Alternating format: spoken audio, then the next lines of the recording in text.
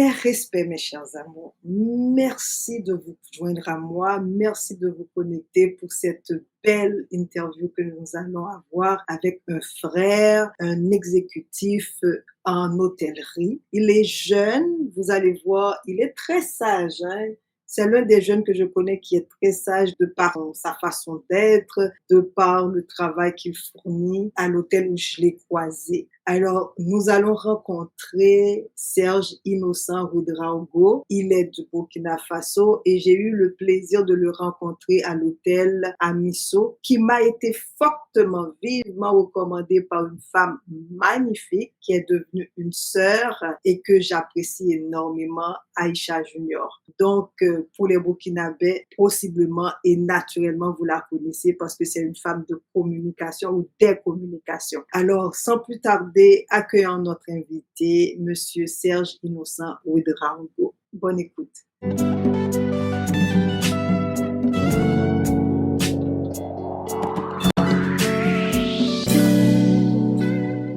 Alors, mes chers amours, c'est un plaisir, comme je l'ai dit il y a quelques minutes de cela, de vous introduire mon invité d'aujourd'hui, donc Monsieur Ouedraogo, et qui va être là avec nous pour nous parler d'un business dont on n'a pas encore discuté et partagé dessus. Donc, il va nous parler de l'hôtellerie en Afrique de l'Ouest, mais surtout au Burkina Faso. Alors, c'est un plaisir de t'accueillir aujourd'hui. Comme je le dis souvent, j'obtiens l'aval de mes invités pour les tutoyer et de toute façon, lors de l'entretien, on va partir du vous, du tu. Soyez tout simplement avisés que nous, l'essentiel, c'est vraiment le fond et non la forme. Alors, merci beaucoup, Monsieur Ouedraogo, d'avoir accepté notre invitation. Comment allez-vous aujourd'hui? Je vous en prie.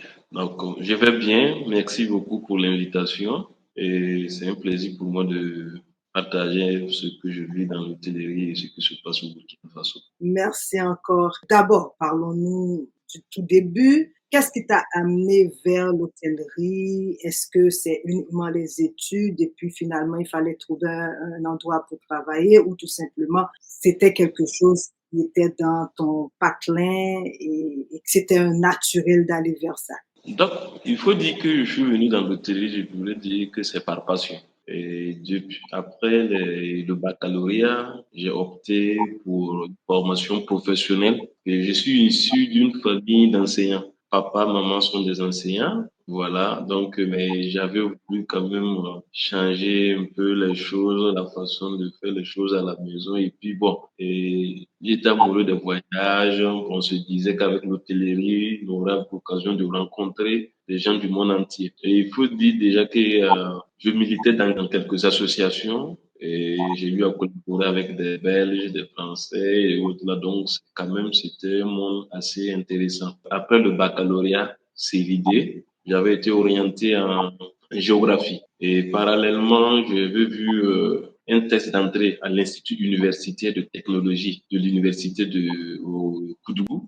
Donc, j'ai pris part au test et on voulait 10 personnes. J'étais parmi ces 10 personnes. Et c'est comme ça, j'ai préféré opter donc pour une formation en management des entreprises touristiques et hôtelières. Donc, ça fait combien d'années à peu près depuis que tu es plongé dans ce milieu-là? Donc, il faut dire que dès la première année, on a effectué des stages dans des hôtels. Parce que depuis 2009, voilà, j'ai commencé à faire des stages dans les hôtels et j'ai commencé vraiment à travailler dans l'hôtellerie après la licence que j'ai soutenue en décembre 2012 et dès janvier 2013, j'ai commencé à exercer une fonction d'hôtelier. Et qu'est-ce que tu aimes le plus dans cette sphère de compétences, dans cette sphère économique? Parce que c'est quand même, on parle d'économie, lorsqu'on parle de tourisme, il y a de tout dedans. Donc, qu'est-ce qui t'intéresse le plus? Qu'est-ce que tu aimes le plus? Ce qui m'intéresse beaucoup, ce qui m'anime beaucoup, m'encourage souvent dans ce métier, c'est-à-dire, on travaille toujours à satisfaire ceux qui arrivent. On veut servir, on veut faire les choses dans l'art. Donc, il y a un certain nombre de trucs qu'on partage le quotidien des clients. On fait de l'économie, mais une fois soit 10, on ne sent pas qu'en fait tu es en train de vendre, mais en réalité tu vends. Tu es un commerçant, mais à la fin, on veut que le client soit satisfait. Et c'est ce qui est intéressant surtout. On rencontre tout le monde, Donc, j'ai eu la chance de rencontrer parce que tous les continents, donc quand même, bon, ça fait plaisir. Souvent, tu es assis, on t'appelle et dit, bon, ça fait 2 jours, je me suis rappelé de toi, donc on te passe un coup. Alors, moi, dans ma tête, je pensais que j'allais rencontrer parce que j'ai eu ton contact à travers d'une amie qui est devenue maintenant une sœur et elle m'a dit: «Non, non, non, je veux t'orienter vers l'hôtel Amiso? Amiso». Excuse-moi, hein, le Oui, nom parce que moi, c'est, tu sais, en créole, là, il y a un autre mot qui est un petit peu similaire qui me vient à chaque fois et donc effectivement. moi, je m'attendais à une personne vraiment âgée, un homme dans la quarantaine avancée, cinquantaine et c'est pas ce que j'ai vu. Est-ce que vous êtes plusieurs à être aussi jeunes et à occuper un poste exécutif au sein de l'hôtellerie au Burkina Faso ou tu es une exception? Oui, il y a quelques-uns encore il y a quelques-uns qui ont presque le même âge que moi. Mais il faut dire que j'ai eu quand même la chance parce que dès que j'ai quitté l'université, j'avais 2 ou 3 propositions, mais j'ai préféré aller là où je devais occuper un poste de responsabilité. Et très vite, moi, je suis arrivé très jeune, souvent des clients qui arrivent et disent, mais est-ce que tu as 25 ans, tu as 27 ans, mais bon.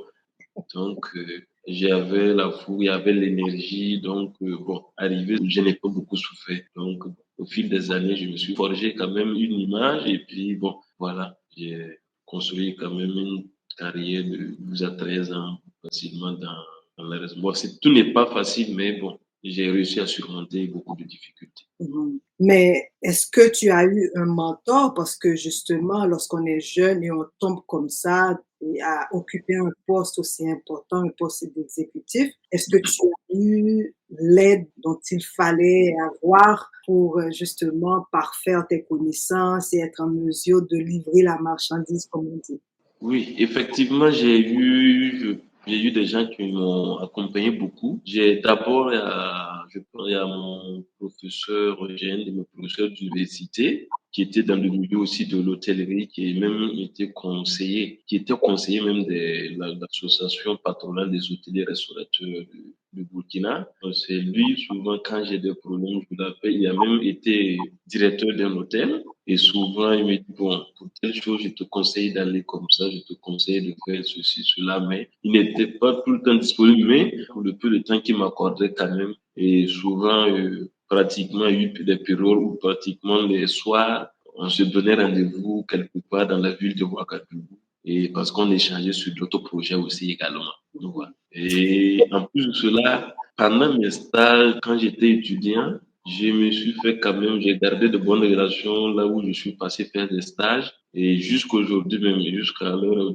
actuelle. Et c'est des gens qui n'hésitent pas, en tout cas, m'épauler si j'ai besoin, je veux faire des recrutements ou je veux faire certains projets où il y a des domaines spécifiques au niveau de l'hôtellerie peut-être que je ne maîtrise pas trop. Donc, je n'hésite pas à demander à ce qu'on m'accorde quand même une aide à ce niveau. Pour quelqu'un qui n'est pas dans l'hôtellerie, quels sont les différents secteurs? Parce que tu as parlé, il y a certains secteurs, tu n'es pas tout à fait à l'aise, donc tu demandes et tu as de l'aide. Donc, quels sont les secteurs, comme pour moi qui ne connais rien dans ce domaine-là? Faut dire que dans l'hôtellerie, bon, quand vous prenez un hôtel type, tout dépend des types d'hôtels. Sinon, de façon générale, on a l'hébergement, on a la restauration. Généralement, c'est 2 grands départements. Le département hébergement, le département restauration. Après, il y a certains types d'hôtels où il y a le département des loisirs, l'animation, tout ça. Et pour les grands hôtels, je pense qu'il y a tout un centre commercial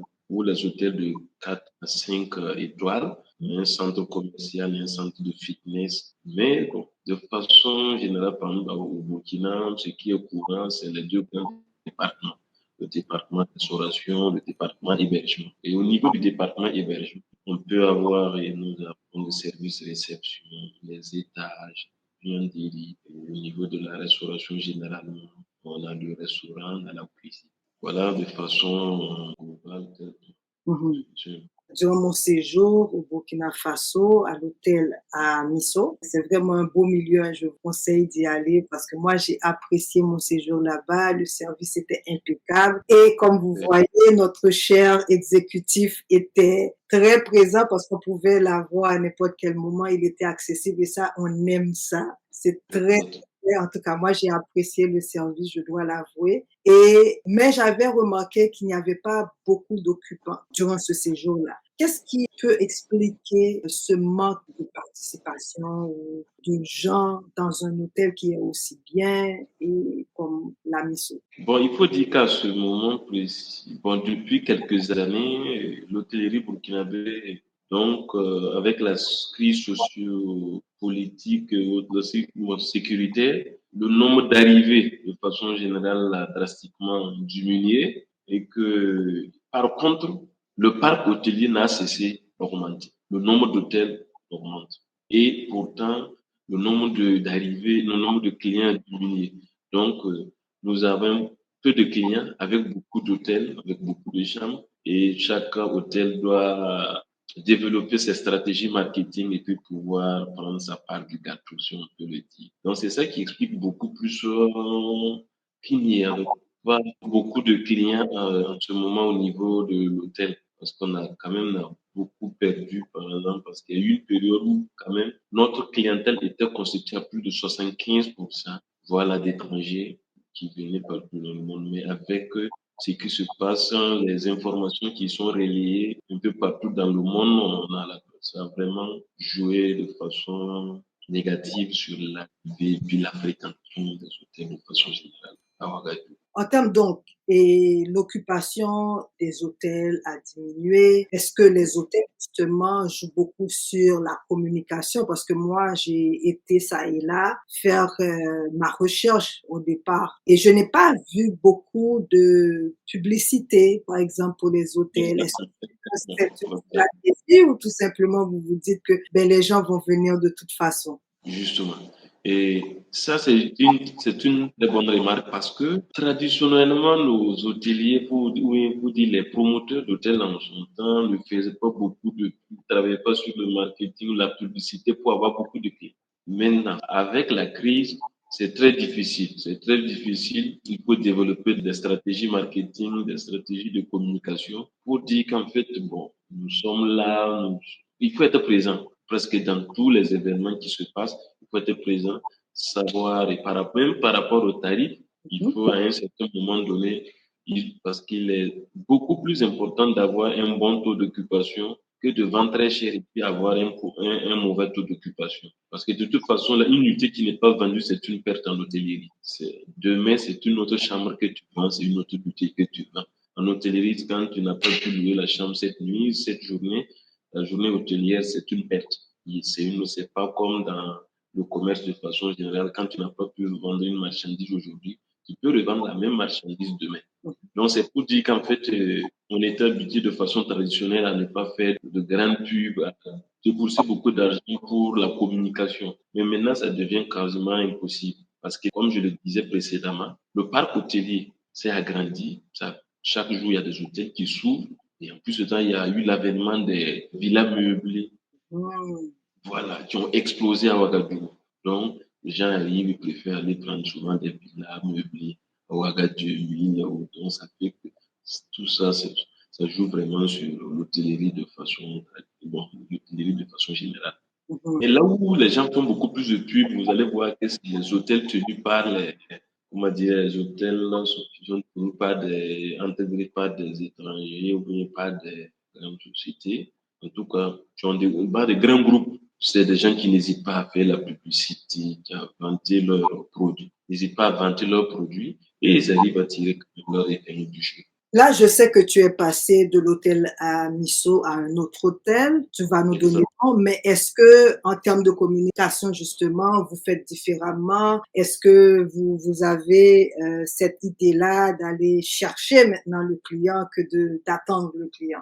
Je peux dire même que ici, c'est encore peut-être un peu plus compliqué, mais le premier responsable m'a donné quand même une carte blanche par rapport à ça. Voilà, parce que en termes de communication, quand on s'est entretenu, je dis, mais il faut travailler à communiquer, parce que là où je suis actuellement, on a beaucoup plus de choses. On a l'hébergement, on a la restauration, on fait du tourisme de week-end, on a des animaux sauvages, on a une ferme piscicole à l'intérieur. On a même une boîte de nuit est située à quelques 35 kilomètres de Ouagadougou, où quand même les week-ends, les gens viennent en famille, en groupe d'amis, en tout cas pour se déstresser, comme on le dit, en tout cas se mettre et puis rentrer en début de semaine. Et c'est quoi Donc, le nom de ce communication, nous sommes en train de, présentement, et on doit organiser bientôt une immersion au niveau de l'hôtel, qui est l'hôtel Oasis de Tintoulou, avec les journalistes culturels, certains blogueurs qui vont venir passer un week-end, et puis après ça, on va aller sur les réseaux sociaux afin de dire qu'en fait, on a beaucoup de choses à apprendre et à découvrir. Au-delà de l'hôtel Oasis, parce que là, j'ai déjà envie d'acheter, de prendre mon billet et de venir. Tu as déjà mentionné certaines activités, certaines choses intéressantes. Mais au-delà de l'hôtel, ce que offre l'hôtel, quels sont les sites importants qu'un visiteur qui visite pour la première fois le Burkina Faso devrait absolument visiter, selon toi? Bon, au Burkina, il faut dire que il y a beaucoup de sites quand même qui restent méconnus, mais il faut dire déjà culturellement, il y a beaucoup de choses à vivre à Ouagadougou. Il y a des périodes où il y a beaucoup d'événements culturels, le film, il y a le FESPACO, le CIAO. Donc, ce sont des événements culturels qui se créent de plus en plus chaque année. Il y a beaucoup d'événements culturels, même dans les villes secondaires. Il y en a. Maintenant, en termes de, je dirais, sites touristiques, déjà autour de Ouagadougou, nous avons l'Ango, où on fait la sculpture sur les pierres, sur le granit, qui est un endroit magnifique. Maintenant, le Sahel, c'était carrément un tourisme de façon très cool, avec une culture Peul où vraiment c'était vraiment, mais avec la situation sécuritaire, c'est devenu un peu compliqué. Maintenant, et en plus de ça, il y avait le tourisme synergétique où on pouvait avoir tous les animaux, les félins, les antilopes. Et par exemple, actuellement, à quelques kilomètres de Ouaga, vers Pau, quelques kilomètres de Pau, nous avons le parc de Nazenga où les animaux sont dans leur top et qu'on peut les découvrir le matin très tôt parce qu'on a plus de 750 kilomètres aménagés à l'intérieur, où les gens continuent, par exemple, d'y aller. C'est très beau, quelques années passées, voilà. C'est vraiment beau. Nous avons plusieurs espèces d'antilopes, que ce soit le courrier, où il y a beaucoup d'animaux à découvrir. C'est très beau. Et on fait beaucoup la chasse sportive, la pêche sportive. Et à côté de ça, il y a des sites culturels comme Koudougou. Koudougou qui est une petite très bien animée durant toute l'année. Il fait bon vivre. Et aujourd'hui, le parc hôtelier, par exemple, de Koudougou est vraiment énorme par rapport à la taille même de la ville. C'est une petite ville Carrefour où j'ai passé pratiquement toute l'enfance et tout. Et j'y vais régulièrement, parce que chaque mois, c'est une ville magnifique et vraiment culturellement bien au top. Magnifique.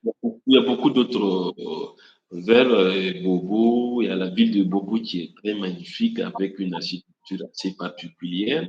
Et Bobo, on a des mosquées de Wahabou, on a des grottes militaires depuis la colonisation et qui sont toujours là. Et dans la ville de Banfoura où on a les cascades de Karfidjela et autres, qui attirent beaucoup de monde. Voilà. Nous avons des dômes aussi de Fabrigadougou, qui attirent où les gens partent quand même faire du sport et puis pour l'ascension du mont des falaises. Est-ce que le gouvernement actuel s'initie dans cette sphère-là? Est-ce que le gouvernement, ou du moins facilite la sphère touristique au Burkina Faso? Parce que je sais que le gouvernement s'implique beaucoup dans l'agriculture, tout ça. Est-ce que c'est une sphère qui est tout aussi supportée par le gouvernement actuel? Il faut dire que bon, les années précédentes, il y a quelques années, depuis 2012 et bien avant ça, il n'y avait pas, c'était le ministère qui n'avait pas beaucoup de fonds, j'allais dire.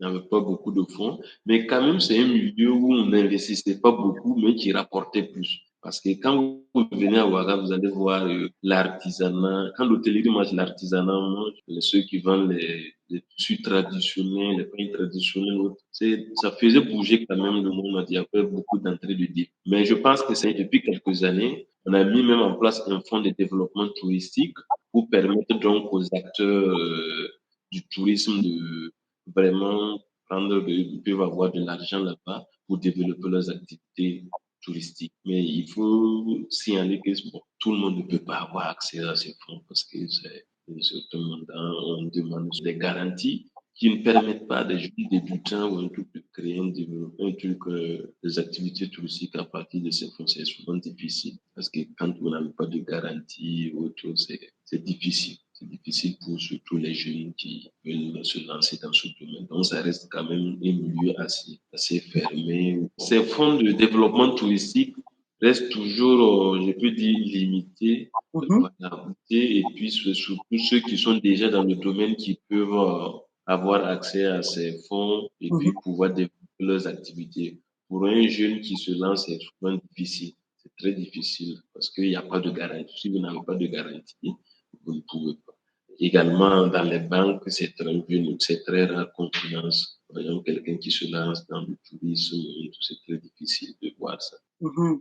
Donc, il faut vraiment avoir une certaine garantie, de pouvoir démontrer à la banque ou au gouvernement si vous appliquez pour de l'aide, du support, que tu es viable en fait, que tu es capable de maintenir ce genre de business. Exactement, exactement. Donc, il faut travailler, il faut aller chercher de l'aide, il faut connaître le réseau pour pouvoir s'impliquer, c'est ça?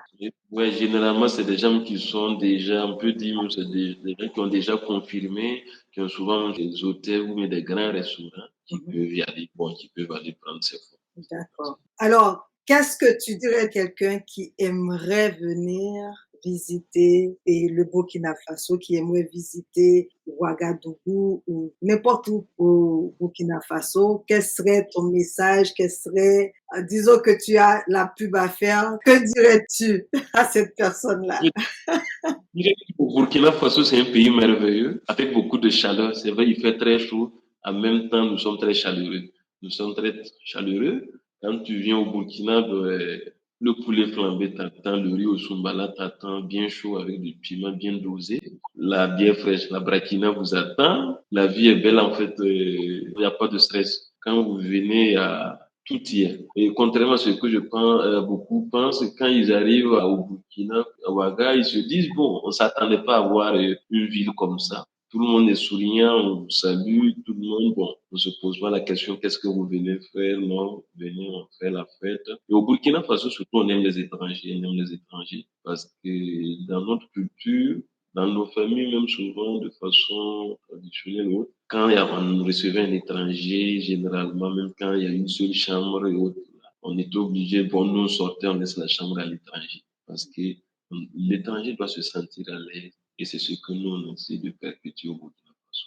Ah, extraordinaire. Le dernier commentaire a retenu mon attention parce que les Haïtiens sont tout aussi hospitaliers. Ben, tous les autres pays, on va parler du Sénégal qui s'appelle la Teranga. Donc, j'ai remarqué que c'est l'Afrique finalement. On a ce côté hospitalier. Et moi, Exact. effectivement, quand j'étais au Burkina Faso, je me suis sentie en Haïti. Je me suis pas sentie un moment mal à l'aise. Vous avez cette capacité de mettre à l'aise les étrangers. Et je parle que ça retient parce que je fais toujours le lien entre ce que nous avons gardé de l'Afrique, même Exact. en Amérique, parce que tu as dit, même si la personne a un lit, elle va descendre de ce lit-là pour mettre à l'aise l'étranger. C'est ce que nous faisons. En tout cas, ma mère nous le faisait faire. Et j'ai remarqué en Occident, les enfants n'acceptent pas ça. Mais chez nous, c'était normal que tu cèdes ton lit à... C'est normal. Et c'est souvent même, je me rappelle souvent même, on attrape même un poulet encore quand il faut égorger le poulet, préparer la bonne soupe pour que les clients puissent manger. Et Wow. en hôtel, c'est ce que l'image que le client garde de votre maison, c'est ça qui va le faire revenir. Exactement, exactement. Et en hôtelier, généralement, on dit qu'il n'y a pas une seconde fois pour faire une première bonne impression. La Ah, première fois que vous rencontrez quelqu'un, vous devez donner une bonne impression parce que peut-être vous n'aurez pas une deuxième occasion pour faire une bonne impression. Donc, la première fois quand vous rencontrez quelqu'un, quand vous recevez un client, vous devez faire tout pour donner une bonne impression. wow. Alors sur ce, on va se quitter, mais avant de le faire, je vais te demander quel est ton rêve pour le Burkina, qu'est-ce que tu aimerais voir. D'ailleurs, j'avais pas posé cette question que je voulais. Est-ce que en termes de tourisme, qui arrivent actuellement au Burkina, y a-t-il plus d'afro-descendants ou plus de Yamnaya, ce qu'on appelle les Blancs? Quelle est la proportion de ces personnes qui visitent le plus le Burkina ces dernières années? Je dirais que quand même, cette crise nous a permis de revoir ou bien d'orienter notre tourisme un peu parce que le tourisme intérieur s'est développé ces dernières années. Les Burkinabés, eux, ont appris à quitter leur ville, aller faire un peu de tourisme interne. Et actuellement, il y a un projet de tourisme interne qui est lancé il y a une semaine de cela avec le ministre en charge du tourisme pour dire aux Burkinabés, c'est à vous d'abord de faire du tourisme, de faire évoluer en fait les choses. Il y a quelques années sur cela, il y avait beaucoup de préjugés autour du tourisme, autour de l'hôtellerie. Maintenant, les gens commencent et on habitue aussi les enfants, c'est une sorte de culture. Donc, depuis le bas âge, on apprend les enfants à faire des sorties depuis la maternelle, à les découvrir la culture, apprendre à danser le warba, on peut faire du théâtre. Mais il faut dire que depuis quelques années, depuis le déclenchement de la crise au Burkina, on a vu que c'est les gens de la sous-région, en tout cas, bougent beaucoup. En tout cas, à Bissau, par exemple, Côte d'Ivoire, du Mali, du Burkina, du Niger, les gens n'hésitent pas à voyager souvent, du Sénégal. Donc, on reçoit beaucoup plus maintenant d'Africains et puis d'Afro-Américains, beaucoup plus que des Blancs. Wow, intéressant, intéressant. Bon, vous voyez, donc, il faut commencer déjà par soi-même et puis pour ensuite on accueille plus de personnes. Ça, c'est une belle leçon à retenir parce que l'économie, déjà, est supportée par les habitants d'un pays Voilà, et non de l'extérieur. Ça, c'est très les beau. nationaux. Les Ouais. nationaux. Donc voilà, on va mettre fin à cet entretien. J'aimerais que tu nous quittes avec tes paroles de sagesse, ce que tu aimerais qu'on garde de cette interview-là, de cet échange-là avec nos frères et nos sœurs qui sont de partout. Il y a quelques années de cela, je disais à des amis belges, quand on devait se quitter, bon, d'autres étaient tristes, j'ai dit, bon, seules les montagnes ne se croisent pas. Ce monde est fait de telle sorte qu'on peut se revoir à tout moment, en tout lieu aussi. Donc, le monde, c'est un village et nous devons cultiver davantage ces relations fraternelles. La vie, c'est vrai, on dit que la vie ne vaut rien, mais rien aussi ne vaut la vie. Elle est belle, nous devons la vivre de la plus belle des manières. Wow. J'aimerais que tu reprennes cette dernière phrase parce qu'elle était coupée un petit peu. Elle est trop belle pour ne pas te la faire répéter. Oui, oui, il faut reprendre cette dernière phrase que tu as dit. Tu as dit la vie n'est rien, mais Ouais, je dis la vie, souvent on dit la vie ne vaut rien, mais rien ne vaut la vie en réalité. La vie, nous devons la vivre de la plus belle des manières d'ailleurs. de la plus belle des manières. Voilà. Ouais. Alors sur ce, Serge, merci beaucoup d'avoir dit oui à cette invitation-là. Je voulais t'avoir pour ces quelques minutes depuis fort longtemps. Tu as tout mis en place pour que ça soit possible. Donc nous te remercions du très fond du cœur et nous espérons que Merci pour cette opportunité. un plaisir, C'est un plaisir. un plaisir. Donc à la Ouais, prochaine. partagé. Ce fut Parfait. un plaisir partagé pour moi. Merci beaucoup. À bientôt. Merci. À très bientôt. Alors, encore merci Serge d'avoir accepté notre invitation. Merci d'avoir suivi cet entretien-là. Comme vous voyez, je veux absolument retenir votre attention par rapport à ça.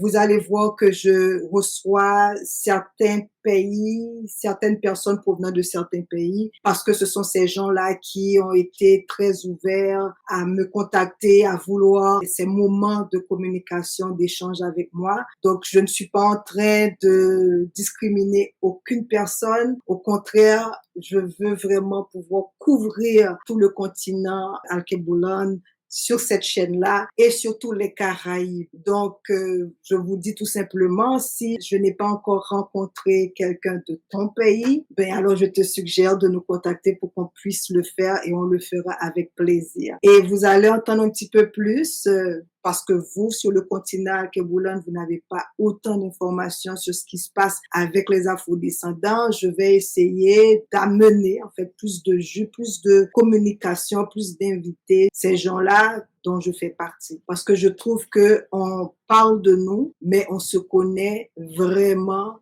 vraiment très peu. Et c'est le moment de le faire. Alors voilà, merci d'avoir été là. Je vous dis comme d'hab, bisous, bisous, bisous. Kevin Jampalagé, beaucoup de câlins et à la prochaine. Ah.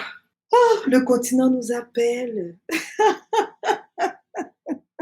Il faut voyager. Et comme vous savez, le tourisme intelligent, le tourisme consciencieux élève un pays, élève une nation. On en a besoin et même Haïti, même avec tous les problèmes que nous connaissons, on peut toujours se rendre en Haïti. Pourquoi? Parce qu'il y a des endroits où il y a la guerre depuis fort longtemps, des décennies, des décennies. Je nommerai pas de nom, mais vous avez votre petite idée et on voyage encore dans ces pays-là. Alors pourquoi pas Haïti? Pourquoi pas le Congo? Pourquoi pas le Burkina Faso, pourquoi pas d'autres pays en Afrique et en Amérique latine, parce qu'il y a beaucoup des afro-descendants qui vivent dans ces pays-là. Le Venezuela, on est un pays comme ça. Donc, il y en a plusieurs autres. Aller voyager, les liens interpersonnels sont importants. Il faut les stimuler, il faut les maintenir. Alors voilà, bon, c'est tout. Merci d'avoir été là encore. Que je vous aime.